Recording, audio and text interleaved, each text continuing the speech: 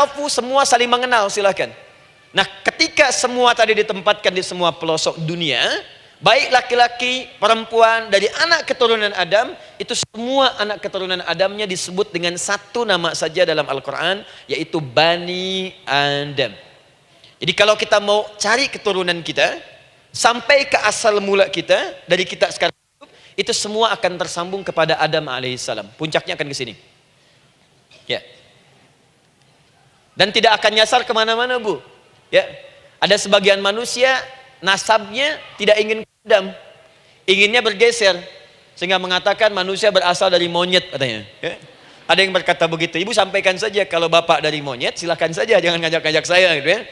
Nah, jadi semua manusia itu pasti akan kembali ke sini, ya, ke Adam alaihissalam. Karena itu saya pernah sampaikan termasuk di sini di hadapan ibu semua, masih ingat mukjizat pertama Rasulullah sallallahu alaihi wasallam saat lahir ke muka bumi. Ingat, Nabi itu sebelum dilantik menjadi Rasul dalam usia 40 tahun, turun surah Al-Alaq, itu diberikan oleh Allah keistimewaan tanda-tanda kenabian. Apa di antara tandanya? Allah perjelas nasab keturunannya sampai Nabi Adam, padahal lahirnya itu ayahnya sudah wafat.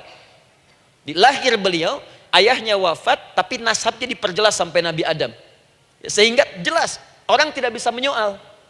Ini orang nggak jelas nih, ya. Kan suka ada begitu, Bu, ya.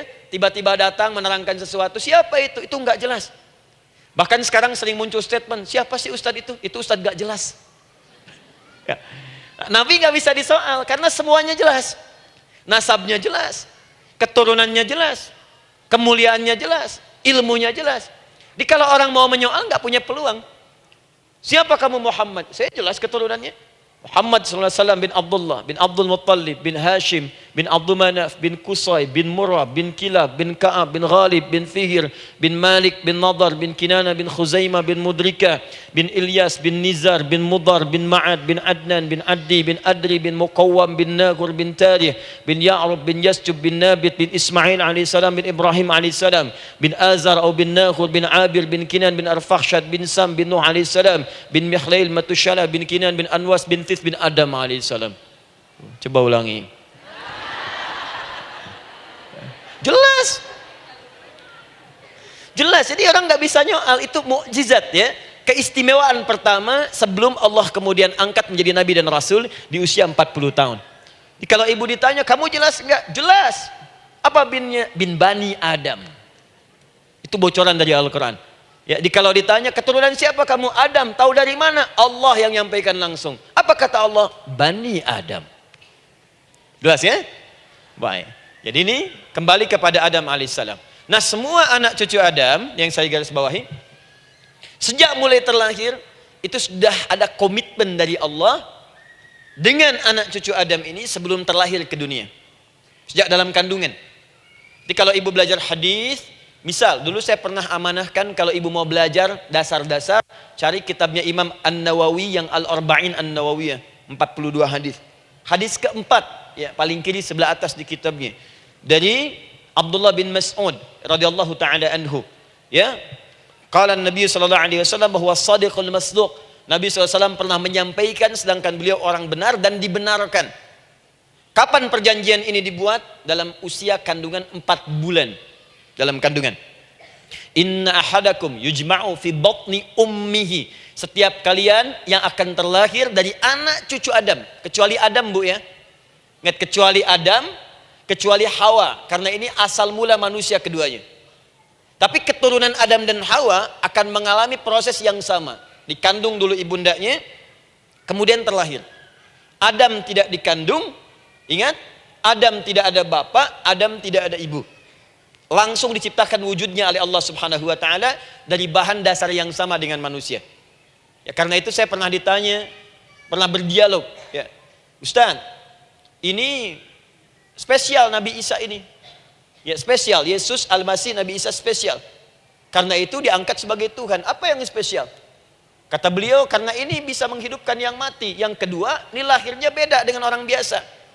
Bagaimana lahirnya? Tanpa bapak. Ibu saja tanpa bapak. Mana ada manusia yang lain seperti ini?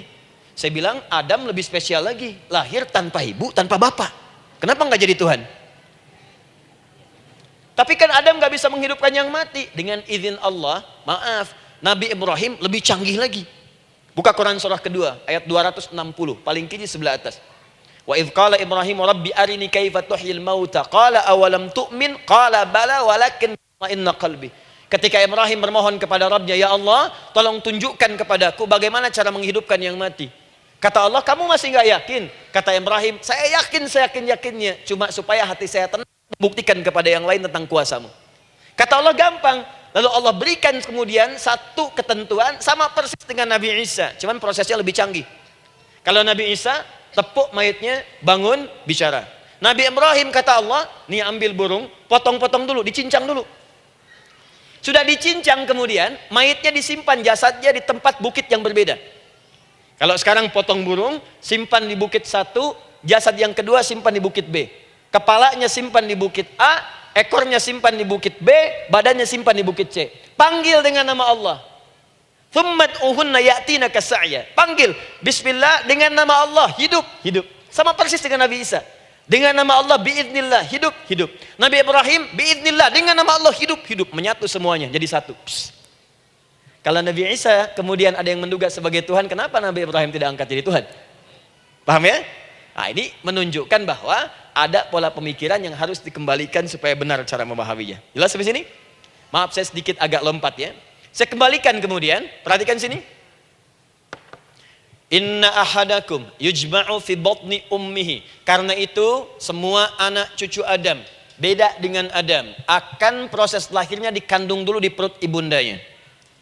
Fokus baik-baik. Arba'ina yauman nutfah, 40 hari pertama baru kemudian proses antara spermatozoa dengan ovum berproses. Thumma yakunu mithla dzalika, kemudian alaqah, 40 hari yang kedua jadi alaqah, zigot yang menempel di dinding rahim. Thumma yakunu mithla dzalika mudghah, 40 hari ketiga berbentuk mudghah, sudah mulai berbentuk daging sekeratan, ada bentuknya. Dan usianya sudah 4 bulan, 40 hari ketiga, 120 hari. 120 hari. Thumma yursalu ilaihil malak, kemudian diutuslah malaikat, fayanfukhu fihi ruh, maka ditiupkan roh ke dalamnya. Jadi ingat, kalau di antara sini, di antara kita ada ibu misalnya yang tengah hamil, tengah mengandung, ingat baik-baik, atau keluarganya, kerabatnya, usia 4 bulan itu roh sudah ditiupkan. Di kandungan sudah ada rohnya. Hati-hati ya. Berapa bulan? 4 bulan. Karena itu nanti ada ayat dalam Al-Quran, Quran surah ke-7 ayat 189. Di posisi ini harus banyak berdoa dan beramal soleh. Ingat ya, berdoa, beramal soleh, minimal minta kepada Allah. Da'awallaha rabbahuma la in ataitana shaliha lanakunanna minasyakirin. Minta banyak kepada Allah, ya Allah jadikan anak saya anak yang soleh, jadikan anak saya anak yang soleh. Dari usia itu 4 bulan sampai ke atas menjelang lahiran. Nanti diiringi oleh amal soleh kedua orang tuanya. Ini sudah penelitian dokter muslim, khususnya di Asia Tenggara. Saya diskusi dengan seorang dokter muslim, ternyata ada korelasi amal soleh yang dikerjakan kedua orang tua, ayah dan bunda, atau calon ayah dan bunda, kepada anak yang sedang dikandung, yang belum dilahirkan. Jadi kalau orang tuanya rajin baca Al-Quran, itu berpengaruh ke anak, Bu.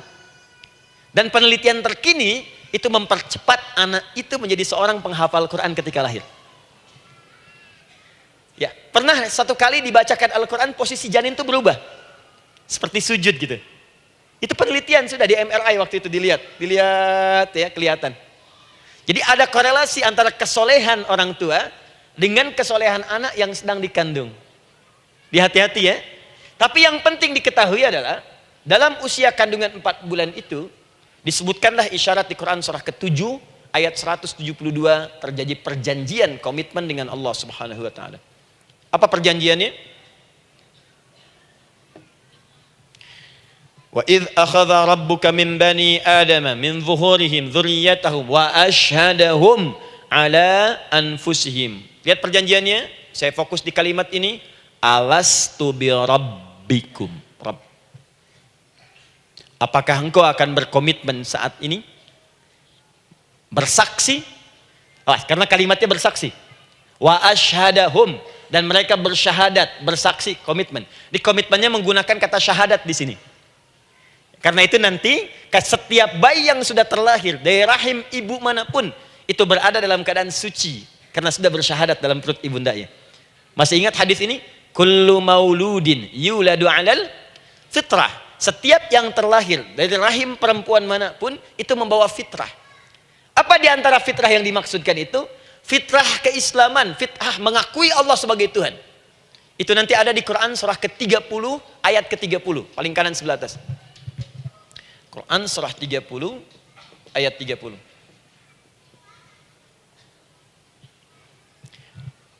Fa'aqim wajhaka lid-dini hanifa. Hei setiap manusia, fa'aqim wajhaka, hadapkan, pasrahkan, arahkan dirimu sepenuhnya. Lid-dini, pada ketentuan ad-din, hanifa dengan lurus. Di setiap manusia itu punya fitrah untuk beragama. Punya kecenderungan untuk mencari Tuhan. Silakan ibu cek, manusia manapun yang pernah hidup, itu pasti akan mencari Tuhan. Silakan. Karena itu Allah beri jalan, begini cara mencarinya. Fitratallahi allati fataran nasa 'alaiha, itulah fitrah manusia yang telah Allah berikan pada dirinya bahkan sebelum dia terlahir. Di antara fitrah manusia ada kecenderungan untuk mencari Tuhan. Ada kecenderungan untuk mendekat kepada Allah. Bahasa Qur'annya din, lid-dini hanifa. Apa itu din? Itulah Islam. Quran surah ke-3 ayat 19. Inna dina indallahil Islam. Karena itu silakan cek, semua orang itu pasti akan mencari Tuhan. Setiap manusia. Ada yang melihat kayaknya ada di hewan, kayaknya ada di pohon, kayaknya ada di alam, kayaknya ada di patung, kayaknya ada di... Mencari dia. Terus Allah beri jalan. Kalau kamu ingin mencari yang benar, din yang dimaksud Islam, diberikanlah tuntunan dalam Islam. Jelas sampai sini? Baik. Karena itulah kemudian, setiap bayi yang terlahir itu disebut oleh Nabi dia suci, dia bersih, karena telah membawa risalah Islam dalam dirinya. Hanya sayang nanti, fa'abawahu yuhawwidanihi, au yunassaranihi, au yumajjisanihi. Lingkungan nanti akan merubah dia keluar dari fitrahnya. Bisa dipengaruhi, tiba-tiba berubah misalnya keyakinan. Bisa karena kejadian tertentu, dia jauh dari Allah subhanahu wa ta'ala. Dia muslim, cuman karena kondisi tertentu, pekerjaan menjauhkan dia dari Allah, lupa sholat. Telenovela menjauhkan dia dari Al-Quran. WhatsApp, Facebook, media sosial melupakan dia dari ibadah. Coba ibu, kalau online setiap hari berapa kali dengan media sosial? Ganti status. Online dengan Allah berapa kali dalam sehari? Coba hitung. Online dengan Allah yang paling maksimal kan sholat fardu 5 kali. Kalau 1 kali 5 menit kali 5 cuma 25 menit. 25 menit online dengan Allah. Berapa menit online dengan media sosial yang tidak nyata? Dan cita-cita masuk surga. Ayo sini. Nah, saya belum selesai. Jadi yang pertama, dalam perjanjian 4 bulan ini, pertama ada komitmen bersyahadat menuhankan Allah. Tapi yang kedua, ini yang dahsyat. Perhatikan kalimatnya, fokus. Saat Allah memperkenalkan dirinya dalam kandungan kita, usia 4 bulan itu, dengan nama apa Allah memperkenalkan dirinya? Coba lihat ayatnya. Alastu bi rabbikum, dengan nama Rabb, Rabb. Wa idh akhadha rabbuka, Rabb, min bani Adama dzurriyyatahum, awas, wa ashhadahum ala anfusihim. Alastu bi rabbikum, dengan nama Rabb. Rabb. Nah, ibu sekalian, kata Rabb ini itu berasal dari kata ar-rububiyah. Ar-rububiyah yang berarti sifat merawat, memberikan semua kebutuhan. Saya ulang ya. Merawat, memberikan semua kebutuhan. Sudah? Menyayangi, memaafkan, mengasihi, mengampuni. Masya Allah. Merawat, memenuhi sebuah kebutuhan, menyayangi, memaafkan, mengampuni. Jadi semua hal yang terkait dengan perhatian ada pada kalimat Rabb. Sifatnya disebut dengan rububiyah. Zat yang memperhatikannya disebut dengan Rabb namanya, Rabbun. Baik. Pelan-pelan. Seakan-akan Allah ingin berkata begini, hei, engkau buat perjanjian dengan saya sekarang. Engkau bersaksi, saya sebagai Tuhan, siap bersaksi, menuhankan saya. Nanti ketika kamu lahir, apapun yang kamu butuhkan dalam kehidupan, aku akan berikan. Kamu akan saya rawat, kalau sakit, kamu saya sembuhkan. Minta sesuatu yang kamu butuhkan, saya akan berikan. Kamu butuh sesuatu, saya akan hadir. Kamu salah minta maaf, saya maafkan. Kamu dosa minta ampun istighfar, saya ampuni. Kamu ingin sesuatu yang lebih baik, saya berikan. Pokoknya semua yang kamu inginkan selama engkau butuhkan dan itu baik, aku berikan. Kira-kira, maaf Bu ya, maaf sekali. Kalau ada yang nawarkan pada ibu, mau nggak ikut saya? Nanti sebuah kebutuhannya saya berikan. Kalau sakit saya berikan jaminan kesembuhannya. Kalau butuh sesuatu saya berikan. Kalau ingin ini itu selama butuh saya sampaikan. Kira-kira ibu nolak atau ikut? Baik. Ikutnya mikir dulu atau tidak? Tidak. Jangankan yang tinggi-tinggi Bu ya. Suami aja nawarkan. Mah mau nggak ikut papa? Papa nanti kasih handphone S10. Sama gelang nggak Pak? Ikut ya. Dan tanpa pikir. Dalam bahasa Arab, sesuatu yang disetujui tanpa difikirkan lagi, itu disebut bala namanya. Bala, sekali saja. Sekali, ya, tidak dua kali. Tidak ditambah, tidak dikurangi. Ingat, kalau Allah sudah sampaikan kalimat, jangan tambah, jangan kurangi. Ya. Bala, tidak ditambah nga, tidak disebutkan dua kali. Bala. Ya. Bala itu artinya siap. Ya. Tanpa pikir. Karena memang nggak ada yang dipikirkan lagi. Apa yang mau dipikirkan? Semua kebutuhan dikasih. Semua keinginan dikabulkan sepanjang baik. Kalau sakit ada jaminan disembuhkan, dikasihi, disayangi, salah dimaafkan. Ya kalau dosa diampuni, apalagi yang kurang, nggak ada aib, nggak ada yang kurang, sempurna semua. Kita katakan bala tanpa fikir. Karena itu, perhatikan, setiap kita kemudian ibu sekalian datang terlahir ke bumi, mengalami kehidupan. Fitrah kita setiap mendapatkan kebutuhan kita akan menyebut nama Allah Subhanahu wa taala dengan nama yang telah dijanjikan itu. Silakan ibu cek. Bukankah ibu ketika ada kesulitan memohon kepadanya? Ya Allah, tolong sembuhkan ya Allah. Ya Allah, lancarkan ya Allah. Ya Allah, sukseskan suami saya. Ya Allah, tenangkan kehidupan rumah tangga kami. Ya Allah, anugerahkan solusi. Ya Allah, sembuhkan ibu saya. Semua minta kan? Dan dahsyatnya ketika ibu memohon kepada Allah itu, ibu gunakan kalimat yang telah disepakati ketika Allah sampaikan kepada kita. Rabb, Rabb, Rabb. Perhatikan, kalau ibu berdoa, doa apa paling favorit? Rabbana atina fid dunya hasanah. Fil akhirati hasanah. Wa qina. Doa apa itu? Sapu jagat. Baik. Bu bayangkan, Nabi aja nggak tahu tuh istilah itu sapu jagat. Ibu tahu? Wah, Masya Allah, Indonesia kreatif.